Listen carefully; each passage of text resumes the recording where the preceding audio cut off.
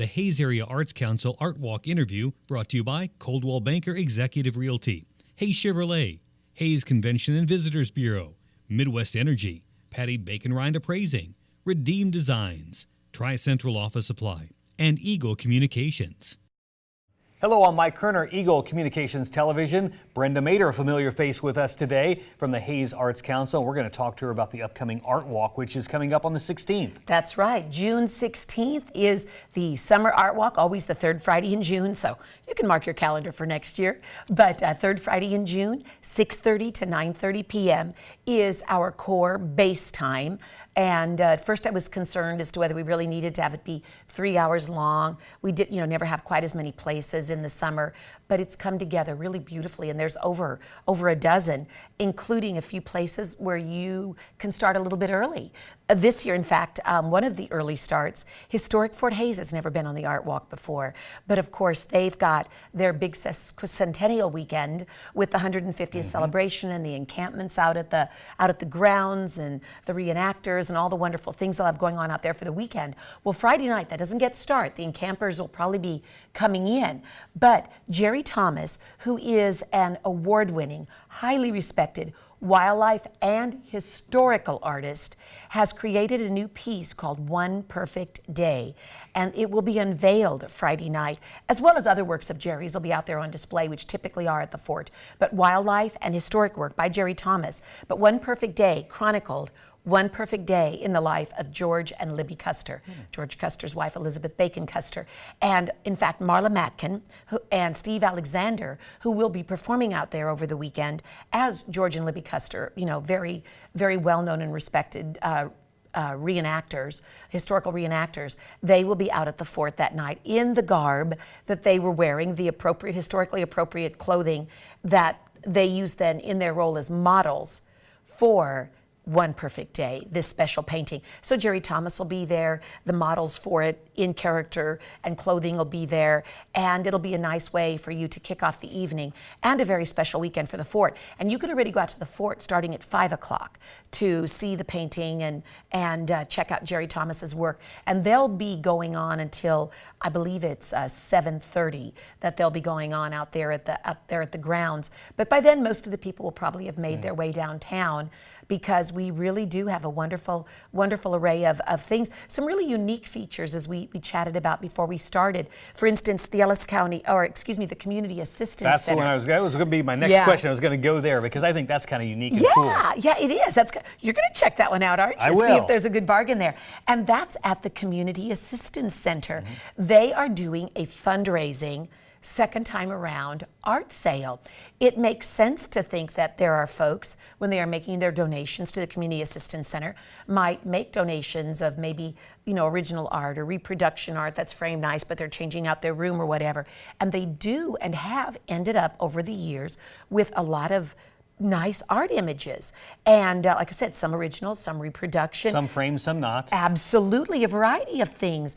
And so as a fundraiser for all the other good that they do in the community, and as a fundraiser to replenish their shelves for their food needs in the course of the summer, they are having a second time around art sale at their facility. So it's the first time we've had the Community Assistance Center on the Art Walk with a totally appropriate feature, but serves such a totally appropriate cause in our community. But there's a lot of stuff that is happening. You have, there's an open house too. Somebody's got an open house. Yes, Lance Wadlow and Nicole Thibodeau live I believe it's like a block and a half off of 6th Street on the east side of Maine.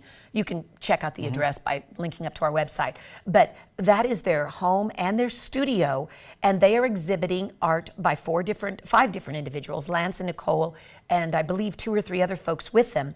But Lance Wadlow, in fact, he's the one who taught our sculpture class that the Arts Council offered, the iron pouring and sculpture class. Lance is very adept and incredibly accomplished with that. He will be doing blacksmithing demonstrations during the course of the Art Walk evening, while you can also see work of Nicole Thibodeau and Lance Wadlow and Shannon Trevethan and Matt Miller, and may even be another 1 or 2 in there. So good artists at their home and studio there off of 6th Street, so something a little bit different. a little different with the Community Assistance Center, historic Fort Hays. So some very, very unique features. Now, I'm obviously most excited about what we are featuring at the Hays Arts Center because it is the sesquicentennial this year, and we wanted to do something that was, within our mission, of course, as an art agency, but something that was our direct contribution to the summer sesquicentennial activities as we're celebrating this 150th anniversary. So in our main and hall gallery areas, our exhibit feature is called A Place in Time, and it's about us and our community. And some of the things that'll be on display will be, for instance, a full-size replica reproduction of the huge Kansas mural that the Arts Council commissioned Dennis Shield to do that hangs on loan in the state capitol in one of the big conference rooms. So this will be a reproduction, but a full size. And of course, it's the whole state, but it shows where we fit in that time element.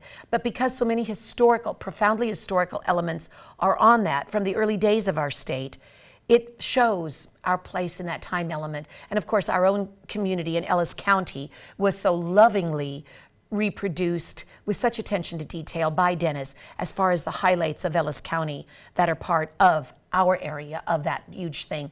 And then also Bruce Burkholder has that wonderful big piece, History Holds the Future, the original of which hangs outside the ballroom at the Memorial Union. That's the original. We will have a full-size reproduction of that in the gallery. And of course, that, if anyone knows it, it looks like a group of people looking at an art exhibit on a wall, and the images, these paintings that they're looking at on the wall, which is what it looks like, some of them are old historic paintings from downtown Hays, or the fort, and then you see the reproductions of them.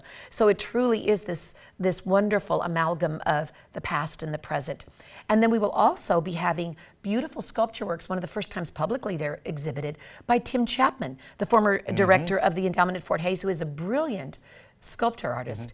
And we'll have both three-dimensional work and some relief wall pieces of historical nature by Tim, including the Three Amigos, the Cody Custer and Hickok sculptures that you probably have seen down at the Beach Schmidt Performing Arts Center. We will be having smaller ones that don't have the base. They'll be that size though. And then also a sculpture by Charlie Norton, who's one of this part of the country's most celebrated and renowned three-dimensional bronze artists from a historical perspective especially. So we'll be having some of Charlie Norton's work to make that tie in also to the history. But then in our Founders Gallery, what I consider one of our community's most respected, profound, and iconic historical figures, and then he's created such historical figures, is Pete Felton. So in our Founders Gallery, which is the dark room, so it makes it a perfect backdrop for his plaster maquettes and his limestone carvings, is of course Pete Felton. And that exhibit is called Carved in Stone: The Legacy of Pete Felton. And I think we all know he's left one, not only with his images, but with him as a human being and as a person. He's so historically insightful when it comes to our community, and he's just one of our most revered historical figures of contemporary age. And so we're doing a Pete Felton celebration in the Founders Gallery. So we're very excited about the art exhibit we're having, but also what we are contributing throughout the summer until August 5th for this wonderful celebration that is our 150th anniversary of being here, because the Arts Council's been here for 50 years. And so that makes it pretty cool and pretty special that we've been here for 50 years and put our roots down 100 years after our community did. I know we don't have a lot of time left, but the art walks originally started out with just one, didn't you? And then it's kind of evolved, and now summer, I think when summer first started, it wasn't as big as it is now. No, not as many places, smaller turnout of people. It's getting much bigger now. Much bigger. And right now, the long-term weather forecast looks pretty good. Last year during the summer art walk, we had lousy weather, we had tornado sightings, we had sirens going off. As I was heading back to the council to get ready for the reception, the sirens are going off, and I'm going, I gotta go work. And it rained most of the evening. It was another exquisite art walk as the way it had been developed, but weather was not cooperative. This year it looks good, and there's going to be so much great things. So please, I really encourage everyone, come out and take advantage. It's free. We want you. There's something for everyone, and you're going to see a lot of really amazing historical elements, as well as some of the traditional things that we've come to know and love. It's just part of a regular art walk evening. And it's all at their own pace, and young and old. You visit it's a buffet. It's a smorgasbord. You visit whichever sites you want, in whatever order you want, staying however long you want, and then you can even finish the evening by capping it off with a little bit of music. Blake Reuter is going to be at Gella's from 9 to 11. So after you finish doing the walking and you're ready to rest, their contribution is some music for the art walk. There's some music at other places as well. If the weather's cooperative, the community acoustic jam session folks will be in Union Pacific Park. That's open to anyone. Come join them. If you're a musician and you've never hooked up with them, come join them that night. Just grab a chair, and it's just people. It's not a concert. It's just people jamming and making music and doing the art form that they love. And it's all free. It's all free. You can go to our website, www.hayesartscouncil.org, or follow us on Facebook. That's a great way to do it, because any updates or changes, or if there's been some late addition, and just Hayes Arts Council on Facebook. So like us and follow us on Facebook, because there's always lots of great things on there as well. Very good. Thanks for coming and talking to us. Thank you, Mike. The 16th, it's the date, Summer Art Walk, downtown Hayes. And I shouldn't just say downtown Hayes, because it kind of spans It out a is. little bit This is further not a than that. downtown event. This is a community event. Very good. Thank you very much. Brenda Mader, and I'm Mike Kerner. Thanks for being with us today. The Hayes Area Arts Council Art Walk interview brought to you by Coldwell Banker Executive Realty, Hayes Chevrolet, Hayes Convention and Visitors Bureau, Midwest Energy, Patty Bacon Rind Appraising, Redeem Designs, Tri-Central Office Supply, and Eagle Communications.